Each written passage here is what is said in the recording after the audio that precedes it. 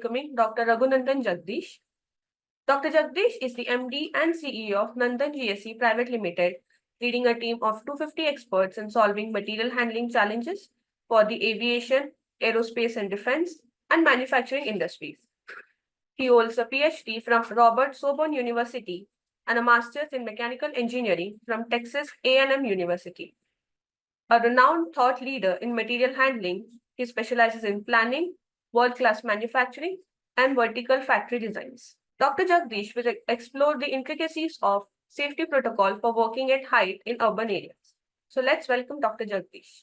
Thank you so much, Vinisha, and everybody. Again, in 10 minutes, I'd like to just summarize, focusing more on access equipment. Nandan is a 33-year young organization based in Mumbai. We design and manufacture a lot of lifting systems, improving safety, reliability, and performance of our customers. So these are not just products, but these are actually improving the safety of customers there. So even at the bare minimum of a small height of like 3 meters, you need to cross it as per regulations of OSHA's. You need to use an access equipment. Or even if you use a platform, there are certain safety measures you need to take in terms of railings, in terms of casters, decks, etc. I think Mark's presentation on sustainability was spot on, where reusability of material over a long period of time is great. So if you buy a good equipment and make it last for 15 or 20 years, it will actually help to improve your sustainability. You can have towable scissors, self-propelled scissors, as well as boom lifts, so that you can work safely at height. The setup and removal times are reduced dramatically.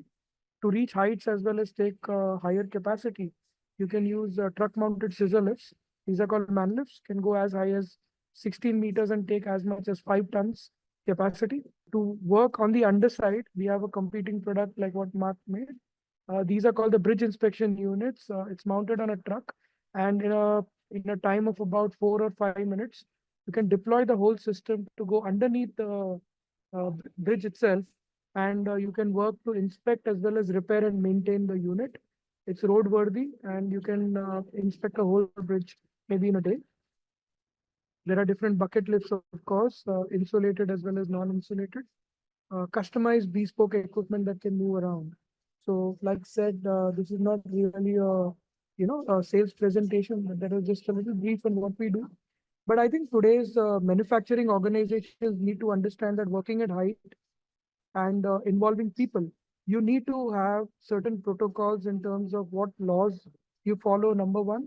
And second, what are the kind of measures you make sure that they don't get hurt and they don't injure the equipment or get damage on the items. So when you need to do assembly, you need to do painting, repairs and maintenance, do use aerial access equipments of different sorts. There are a wide range available, and today it's with a little homework, get a safety audit done as per OSHA's, so that somebody can come and a third party should come, inspect your workplace, look at all the different places where you're violating regulations. And today, don't look at it just from the aspect of regulation violation, but how can you make your work people work in a safer and a more sustainable environment?